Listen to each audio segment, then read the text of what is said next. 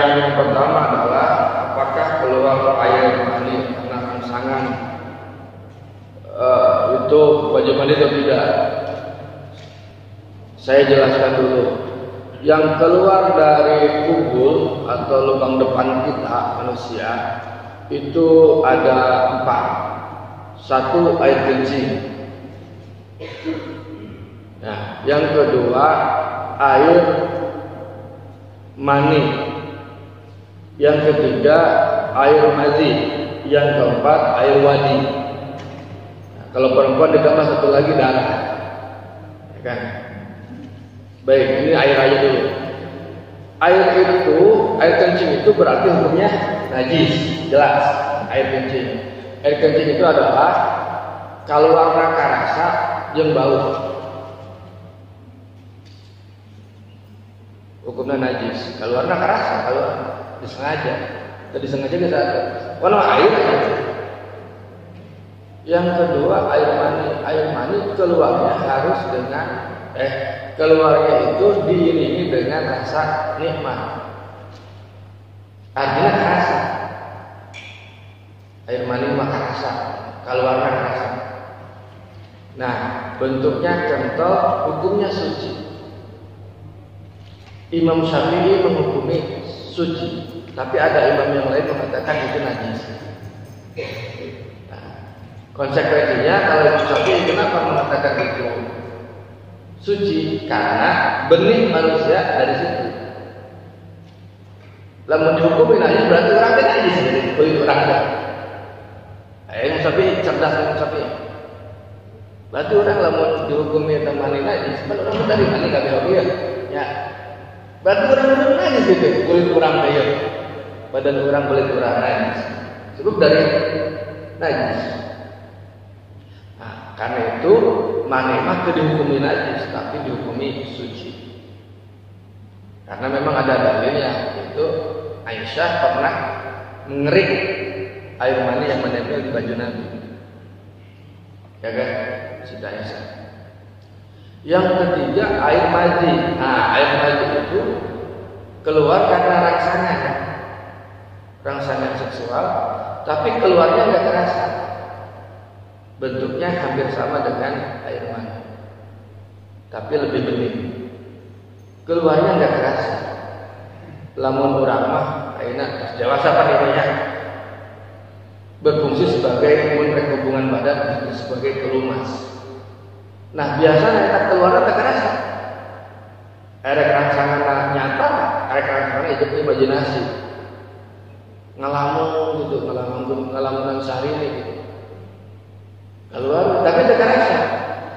Atau nonton video nu teu paruh teh keluar, tak terasa itu kalau itu bukan mandi, itu mandi. Hukumnya, konsekuensinya itu najis. Maka harus dicuci tapi tidak wajib mandi. Kalau mandi tadi suci, ya bukan najis, jadi tidak dibersihkan gitu tapi wajib mandi. Mandi tadi.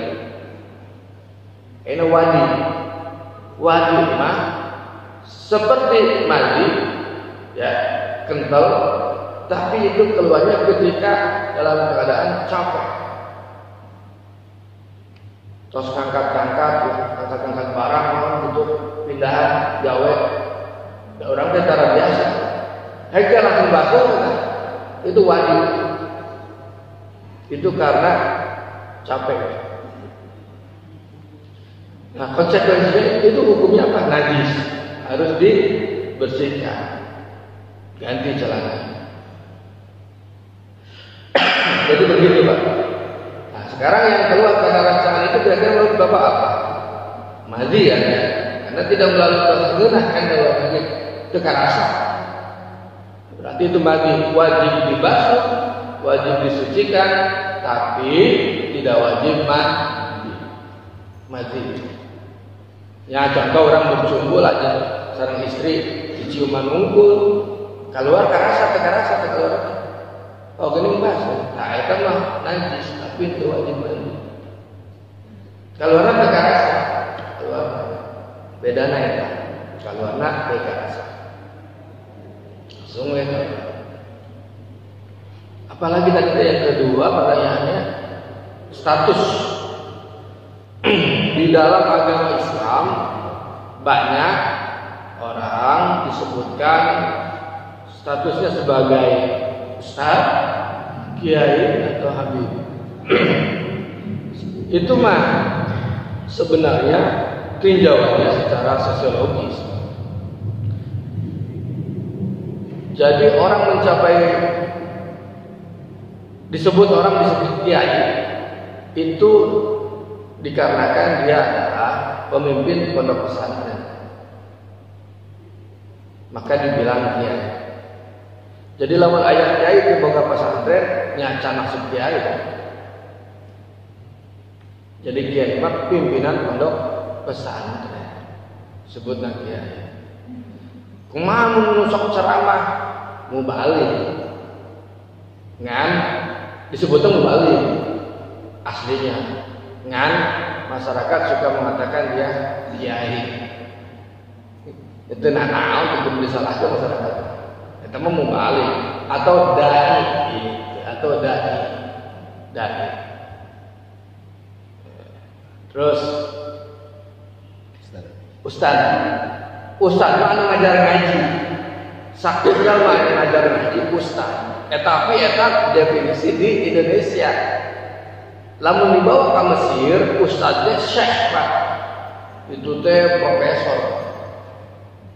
Ya lamun di Indonesia mah ustaznya yang ngajar ngaji.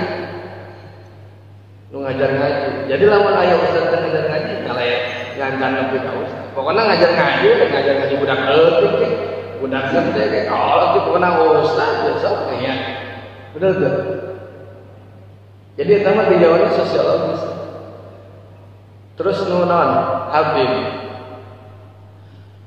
Saya pernah bertanya juga dosen. Habib teh naon sebenarnya? Habib teh artinya mah kekasih. Artinya kekasih Habib. Tapi disematkan kepada zuriyah Rasulullah, keturunan Rasulullah. Nah, jadi orang menyebut keturunan Rasulullah dengan sebutan Habib, artinya kekasih, artinya yang dicintai. Karena ada sabda Nabi, siapa yang mencintai ahliku, arti keluargaku, maka dia akan bersamaku. Nah, tetapi belakangan Habib itu menjadi dikomersilkan. Mun aya jalma irungna mancung ngomongna bisa rada bahasa Arab, ngaku-ngaku Habib, datang ke kantor kawannya. Ke kantor kemenang. Aya Habib juga. Jualan minyak, Pak. Ke kantor asli kan saya waktu itu. Jualan minyak, Habib jualan minyak. Ya. Jadi beda modal irung mancung.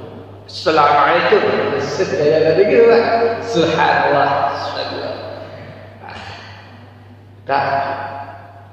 Nah, cuman kita harus berpikir positif.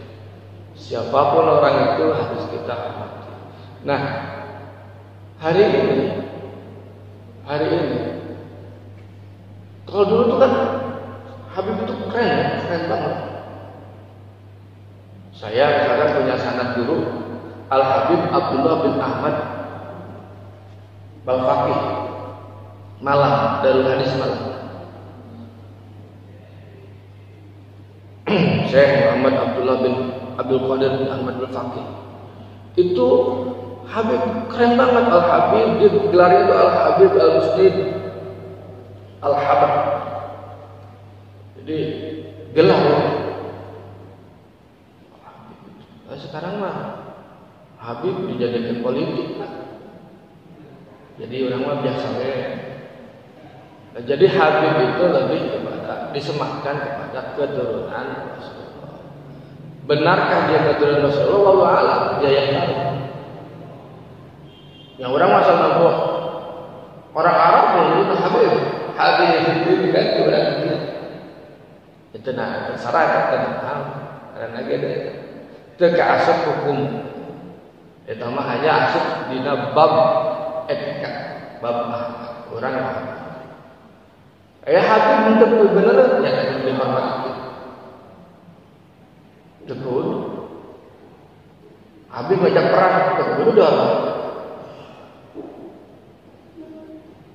Habib ngomongna keras wae, aya biasa we. Habib jadi provokator. Oh, nyata diturunkan. Jadi lebih kepada akhlak. Profesor Quraisy Habib itu Habib, turunan Nabi, tapi nggak dibilang Habib, nggak mau dibilang Habib. Said Abdul Munawar Habib, mantan Menteri Agama itu, tapi nggak mau dibilang Habib.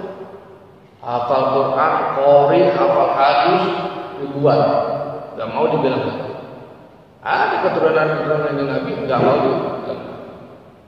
Termasuk yang jadi ketua PBN itu Said Agil Salah juga Habib, karena dia keturunan Sunan Gunung Jati. Sunan Gunung Jati nanti termasuk desa ke Azimat Khan. Azimat Khan itu keturunan Nabi. Jadi nggak apa namanya, nggak mau ya. Kenapa? Terlalu berat. Terus amun aya nama di orang Raden, amun orang Aceh Tengku, ya Raden, di orang Raden ya Raden. Tapi kan ada yang menyembunyikan, ada yang menampakkan Raden itu. Atau amun bahas di Banten itu bagus. Ya kan, ya, namun Sunda ada, namun Banten itu bagus. Itu mah sebenarnya gelar turunan. Nah, jadi ya sepengetahuan saya itu Pak. Jadi istilah orang itu hanya istilah penyebutan, bukan pencapaian. Saya ulangi, itu hanya istilah penyebutan, bukan pencapaian. Kalau pencapaiannya kan tadi yang kriteria ya, kriteria misalkan sudah lulus S3 disebutnya doktor, itu pencapaian. Ya, kalau misalkan di keilmuan Islam disebut apa namanya, imam, disebut imam. Misalkan kayak Imam An-Nawawi, dia sudah hafal berarti minimal 200.000 hadis, minimal 20.000 hadis. Jadi ayat disebut imam. Misalnya imam salat kan, Imam Ghazali, dia hafal Al-Quran, hafal tafsir, hafal puluhan ribu hadis, minimal 100.000 hadis. Jadi itu sembarangan. Tak orang lain aja tanya. Iya teh karangan Syekh Muhammad bin Qasim Al-Ghazi Fathul Qarim. Ia mensyarah kitab Takrib karangan Ahmad bin Husain Asy-Syahir bi Abi Suja atau dikenal dengan Abi Suja. Ia digelaran lil Imam Al-Alamah. Al-Alamah, orang yang banyak ilmunya. Standar yang banyak ilmunya adalah dia hafal Quran, ya hafal Quran, hafal hadis nanti hafal minimal 5.000, 10.000. Jadi ngarang kitab itu, akhirnya orang belajar tadi yang sembarangan orang kan. Orang memang hafal Quran, hafal puluhan ribu hadis, sebutnya al-alam. Itu sembarangan. Makanya agama Islam jadi nanti di kanjeng Nabi dulu kaya teh bener sebab dirawatnya oleh orang-orang yang memang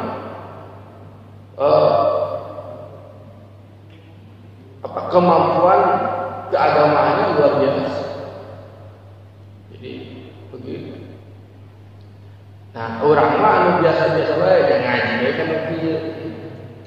Da orang mah hafal Quran teh apa, hadis teh apa. Ya. Nurutkeun we kan wah. Diraku atunya, masa iya beliau ini salah dalam membuat fatwa atau dengan sepengetahuan keilmuan. Saya kira itu. Masalah Habib itu dasarnya dari reaksi keturunan orang keluarga Habibnya atau karena masih menyerupai perkataan Nabi. Kenapa Pak Haji? Habib itu karena asalnya dia itu sebagai keturunan Nabi. Reaksi Nabi keluarga bawahnya atau dia berperilaku seperti dengan Nabi. Nah, apakah kriteria Habib itu karena garis nasab keturunan atau karena perilaku? Saya bertanya begini, yang dimaksud dengan dzurriyyah Rasul itu siapa sebenarnya? Apakah orang keturunan Nabi secara nasab disebut dzurriyyah? Saya bukan istilah Habib. Apakah orang yang berperilaku seperti Nabi? Nah, kayak gini. Terus kata beberapa kiai, itulah hebatnya kanjeng Nabi. Beliau ketika mau meninggal mewariskan dua hal. Taraktu fikum amrayn, saya tinggalkan dua hal. Al-Quran wa sunnatun Nabi. Al-Quran dan sunnahnya. Jadi siapa orang yang belajar Al-Quran, siapa orang yang menghafal hadis, melaksanakan Quran, melaksanakan hadis, maka itu bisa dianggap dzurriyyah Rasul. Karena apa? Karena warisannya kanjeng Nabi diterima oleh orang itu. Kan warisannya dua, Quran, Sunnah Rasul. Nah, orang yang menerima warisan artinya wariskan. Berarti masih dzurriyyah. Jadi kita nih yang nggak ada getih kanjeng Nabi, istilah malahnya, bisakah aku dzurriyyah Nabi? Lamun kurang, ya belajar Quran, nyekel Quran, ngamakeun Quran, gitu. Tasawur para kiai. Jadi lamun itu untuk adil lamun anggaina disebut dzurriyyah kanjeng Nabi teh kudu we cenah nu getih kanjeng Nabi. Kok nyari perilaku teh sarua jeung kanjeng Nabi mah bener teh Pak. Kumaha tuh? Jadi lebih kepada kita bisa menjadi keluarga kanjeng Nabi dengan memegang Al-Quran dan Sunnah. Dengan orang tuh bisa apal Quran dan Sunnah kecuali lewat para ulama yang ngaji tak orang teh kieu ya dalam rangka mudah-mudahan diaku kanjeng Nabi sebagai keluarga kanjeng Nabi. Ya, kanjeng Nabi.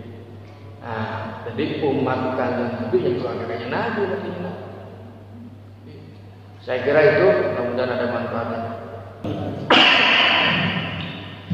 Kalau imam salah, ya nambah rakaat, harusnya 4 rakaat dia naik rakaat. Itu mah biasa terjadi kita. Itu menjadi bukti bahwa kita manusia biasa. Itu satu. Yang kedua, bagaimana hukumnya? Nah, si makmum yang tahu itu 4 rakaat diam, silahkan. Si makmum yang tidak tahu itu 4 rakaat dia ikut imam aja, silahkan. Gitu. Jadi misalkan kita ngomong sahabat rakaat ya cici tahiyat gitu ya. Diuk. Tapi anu teu apal orang teu ngitung rakaat ngilu we imam. Ngilukeun imam jadi 5 rakaat kene teu naon. Ngantung-tungna di tambalan ku sujud sahwi. Sah salah. Gitu Bang, sah. Karena soalnya setelah bubar tuh baru ngomong gitu bahwa itu tuh 5 rakaat gitu. Iya nggak apa-apa. Jadi kan si imam dia dikiranya baru 3 dia nambah 1, padahal faktanya dia sudah 4 nambah 1 jadi 5 kan.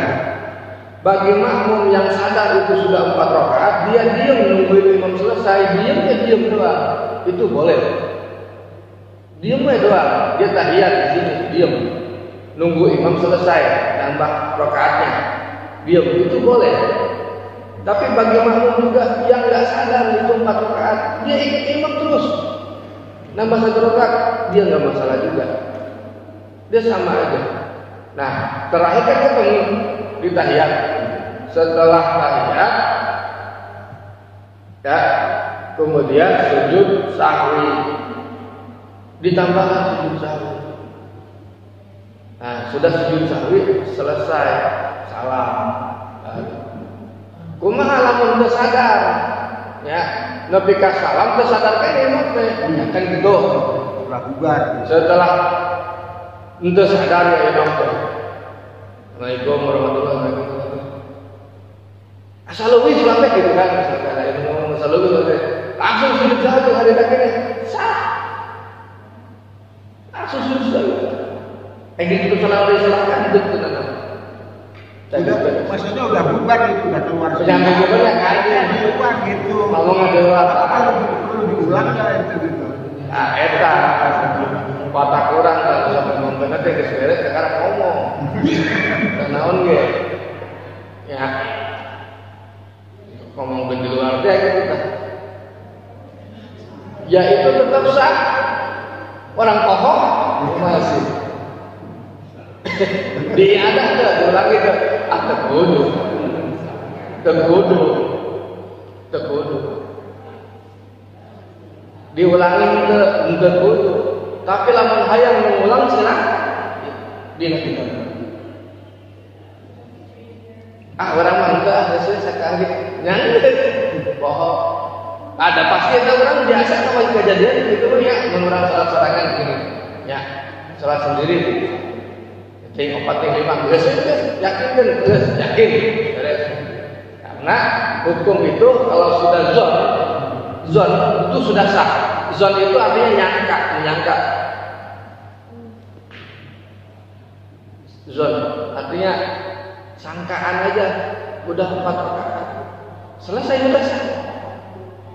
Oh jangan anak itu, walaupun nggak sampai yakin, nggak apa-apa ibadah sah. Zon itu derajatnya di bawah yakin.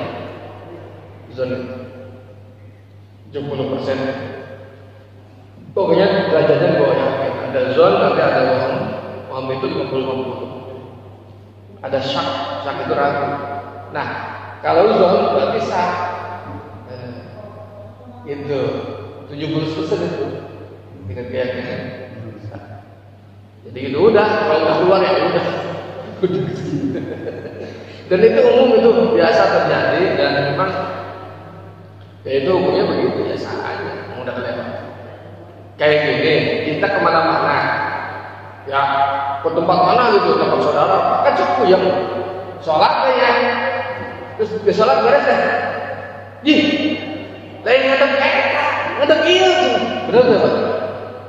Bener tuh, sah gitu. Kalau orang beres sholatnya beres, sholatnya beres bener tuh. Sholatnya beres, yang beres sholat. Terus gitu deh. Saya pernah tuh sholat begitu di tempat makan, saya sholat tuh, sholat tuh.